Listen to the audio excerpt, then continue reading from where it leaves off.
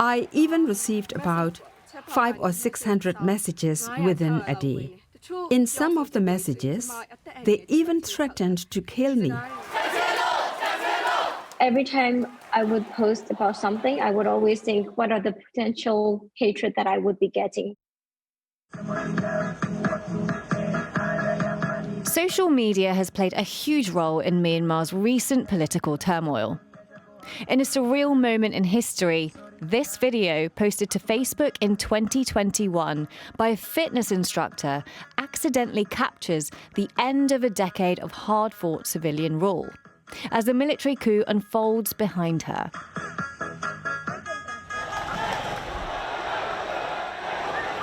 In its aftermath, demonstrations organised online filled cities across the country. The three-finger salute, a symbol of resistance. Now, against the backdrop of an ongoing civil war, social media is being used to systematically target prominent female supporters of the pro-democracy movement with hate speech and abuse. Day by day, the army-owned media and military lobbyists direct message me. Do you want to sleep with me? I will destroy you. I will kill you. These are not empty threats. Kansara is on the military's most wanted list. At just 28, she's an opposition minister for the pro-democracy movement. She spoke to Newsnight from a secret location in the Burmese jungle. Sometimes I even feel numbed by it. As a woman in politics, it's now normal to have all sorts of accusations about you. New research by Myanmar Witness, an NGO verifying documented evidence of human rights abuses, has found that pro-military supporters active on Facebook and Telegram are coordinating harassment of prominent female activists and politicians. There are online channels and accounts that are spreading horrifying, derogatory, and often sexualized narrative about women, and almost 90% of these abuse posts are coming from the pro-military side. Newsnight has seen some of these posts from accounts on Facebook and Telegram, showing clear public support for the military government. These posts include misogynistic sexualized abuse, including photoshopped pornography, as well as racist abuse that weaponizes any perceived support for the Muslim Rohingya minority. Sometimes they message me on Messenger and send things like, oh, we're going to rape your mother, we're going to rape you, we're going to send like hundreds of Muslim men to rape you. And sometimes pro-democracy activist Hanin fled the country fearing reprisals. Her online support for the Rohingyas since before the coup has made her a long-term target for digital abuse. Don't use big words to educate us. Don't repeat the words that you have read. If we F your ass, you will get pregnant. So you've now read that and I can see the shock on your face. How does that make you feel? I mean, scared, a little bit scared, because I can see the intensity of the hatred that, that contained when they wrote it. But also I feel sad because that was not my intention, right? I didn't attack them, but they attacked me. In 2021, Facebook admitted its platform was used to incite offline violence in Myanmar during the Rohingya crisis. An estimated 10,000 people were killed during a military crackdown in 2017. When we put the abuse raised by Myanmar Witness to Facebook's parent company Meta, they said they had removed a large proportion of the content and told us they don't allow gender-based hate speech, threats, or harassment, and that they are working with Burmese speakers to take action on this kind of content.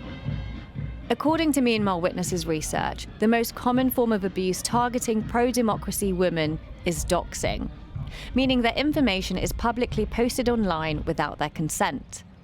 And a quarter of these documented cases of doxxing came with an explicit call for the military authorities to take action against these women. We can't show you specifics because of safety concerns for those involved, but we've seen repeated doxing campaigns against pro-democracy supporters. Now, in one example I'm looking at, a woman is seen photographed at a wedding wearing a rebel outfit. Now, these photos were posted on one of the most prominent pro-military Telegram channels alongside her personal information.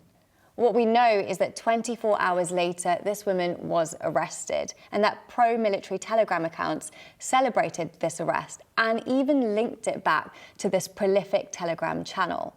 But what we don't know is whether these accounts and the actions of the military are coordinated. But what is clear is that these posts are having a real-life impact. Activist Thinzar Shunlei was doxed.